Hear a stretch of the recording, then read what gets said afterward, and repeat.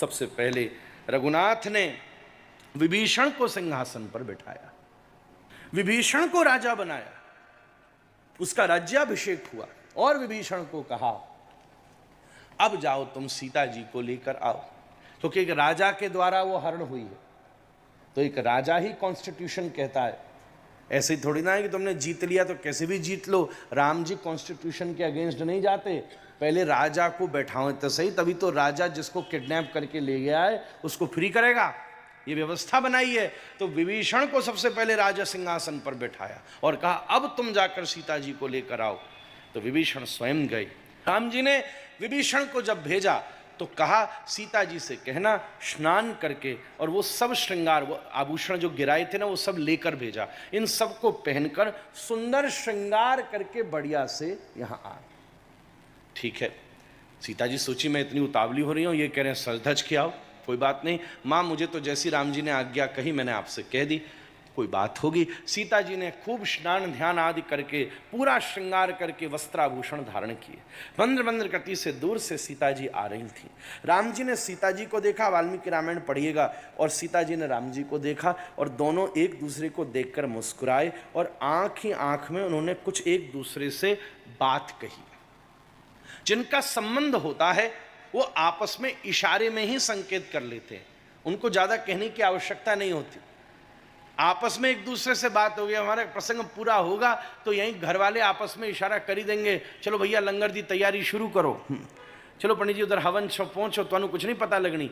मैं ही अपनी पूरी टीम ਨੂੰ कितनी गल्ल कह चुका हूँ, ये सामान वामान पैक करके आ चुके हैं, आके बैठ गए हैं उधर हवन के लिए, एक पंडित जी पहुंच गए महाराज, वो सबनों पता है, ये भी सब बिल्कुल तैयार है, सियाराम होने वाला है सब महाराज, आपको तो कुछ पता ही नहीं चली यहाँ क्या क्या इशारे में बात हो गई, सब एक दूसरे से वो उनने तो महाराज माइक का आधा सामान पैक भी करना शुरू कर दिया महाराज, उन्हें पता है अभी दौड़ना उतनी देरी लगनी है, तो ये सब मामला सब तैयार है, आपको कुछ नहीं दिख रहा। अब जिनको आपस में रोज काम करना उनको पता चलता है, इशारा तो वही समझता है ना, जो रोज अपने साथ उठता बैठता हो, जिसको अनुभव हो, जिससे प्रेम हो, सामने वाला आदमी कहाँ समझेगा।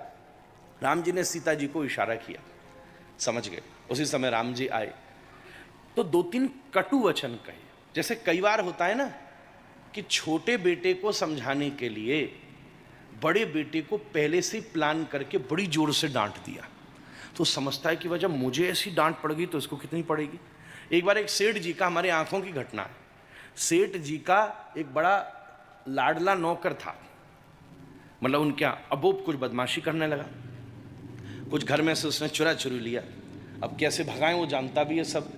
तो उन्होंने योजना बनाई, उनका जो बेटा था उसको पहले ही पढ़ा लिखा दिया था, अब बेटा ने पेन बाबूजी की डेस्क से उठाया, वो तो बाबूजी ने उसको इतनी डांट लगाई, इतनी डांट लगाई, इतनी मार लगाई, इतनी डांट लगाई।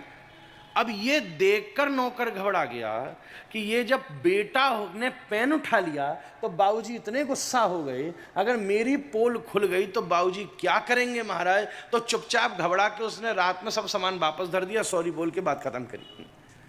तो ये एक साइकोलॉजी होती है कि किसी और को फटकारा किसी और को सही करने के लिए, ये व्यवस्था है। तो राम जी ने सीता जी को इशारा किया और जैसे ही सीता जी आई तो बोली सुनो, ये नहीं समझना जानकी कि मैंने केवल तुम्हारे प्रेम में इतनी बड़ी लंका को जला दिया, इसने मेरे आत्मसम्मान पर आघात किया था, इसलिए मैंने उसको छोड़ा नहीं। और आप वाल्मीकि रामायण का श्लोक पढ़ के देखना, स्पष्ट लिखा है, लंका कांड के अंत में अब इतने विस्तार का अवकाश नहीं है, स्पष्ट लिखा है। उस समय हनुमान जी, उस समय राम जी कहते सीता जी से कोई बात नहीं, रावण तुम्हें ले गया, परिस्थिति है, अब इस समय यहाँ सब बहुत अच्छे अच्छे लोग रह रहे हैं, राम भी हैं, मैं भी हूँ, लक्ष्मण भी हैं, हनुमान भी हैं, सुग्रीव भी हैं, विभीषण भी हैं, ये सब बड़े रूपवान और बड़े बलवान लोग हैं, तुम इनमें से जिससे चाहो विवाह कर लो। ये राम जी कह रहे हैं, from my side you are free, मेरी तरफ से कोई तकलीफ नहीं है, तुम जिसको चुनना चाहो उसको चुन लो। तो सीता जी कहती हैं आप ऐसी कैसे बात कर रहे हो, वाल्मीकि जी की सीता तो बड़ी मुखर है महाराज, ऐसे कैसे आप कह सकते हो, क्या आपको मेरे चरित्र पर कोई संदेह प्रतीत होता है। उस समय जानकी जी कहती हैं, हे लक्ष्मण, यहां तुरंत अग्नि को प्रज्वलित करो, ये जानकी जी ने कहा है। रामायण देखिए, अग्नि को प्रज्वलित करो, और अगर मैं पवित्र हुई तो अग्नि जला नहीं पाएगी, और अगर अपवित्र हुई तो अग्नि में मैं भस्म हो जाऊंगी। लक्ष्मण जी घबरा गए, क्या कह रही है? उन्होंने राम जी की तरफ देखा, राम जी ने आंख में इशारा किया, हमारी कुछ प्लानिंग चल रही है, तुम चिंता नहीं करो, आपसी कुछ बात है। क्योंकि कई बार ना उसको क्या कहते हैं, जैसे हवा, रुख होता है ना, हर आदमी का एक अपना रुख होता है, उससे उसका समाज में परिचय, समाज में बात कौन सी फैली, हर आदमी की एक बात फैलती है समाज में, उसके द्वारा उसका स्टेटस डिसाइड होता है। हर आदमी का एक स्वरूप फैलता है, जो खास पूरे समाज को मैनेज करने वाले बड़े बड़े पदासीन लोग हैं, उनका एक कोई महात्मा है, अरे बड़े सिंपल हैं, बड़े हम्बल हैं, बड़े साधन में रहते हैं।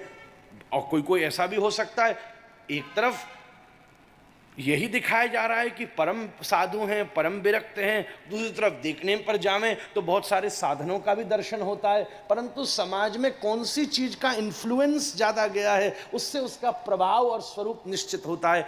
तो भगवान श्री राम ने योजना बनाई, लक्ष्मण जी ने अग्नि को प्रज्वलित किया, और सीता जी तो दिव्य साक्षात पराम्बा ही हैं। यहाँ एक और प्रसंग आता है कि जैसे अग्नि में प्रवेश किया तो वेदमती, जिसने रावण को श्राप दिया था, वो तो जल करके उस समय मुक्त हो गई, और उसी अग्नि से पार्वती जी के पास सीता जी प्रकट होकर राम जी के पास आ गई। ये भी शास्त्रों में वर्णित है। पर सीता जी ने अग्नि का स्पर्श किया और वो स्वस्थ रही। तो सारा संसार, राम जी कुछ नहीं बोले, पर सब लोग जितने खड़े थे जय जयकार कर पड़े, और सिया राम भगवान की, सियापति रामचंद्र भगवान की।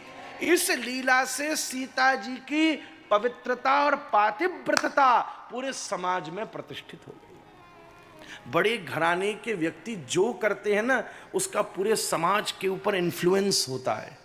1 मिनट लगता, उस समय समाज की स्थिति देखिए। इसके बाद भी अयोध्या के लोगों ने छोड़ा थोड़ी ना, बात उठाई दी कि इतने दिन जो रावण क्या रहकर आई है, तो उस समय सोच इस स्तर की है, और राम जी ने उसको चैलेंज किया इस लीला को कर कर। अरे राम जी को क्या संदेह होगा, राम जी को क्या तकलीफ होगी, वो तो सबको जोड़कर चलने वाले हैं। आप सब कहते क्या प्रेम का प्रमाण बनाया है राम ने, क्या सुंदर पुल बनाया है। आहा, एक चीज बताएं, दुर्भाग्य है जब ये कहा जाता है कि इस देश में ताजमहल प्रेम का प्रतीक है। अच्छी बात है, स्ट्रक्चर सुंदर होगा, मैंने देखा नहीं कभी जाके, मन ही नहीं किया देखने का।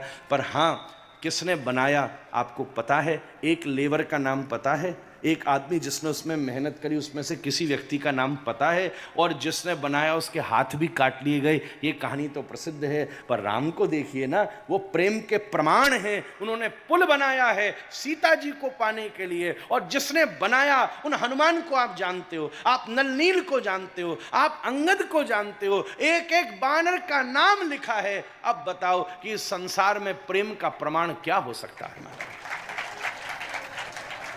क्या हो सकता है?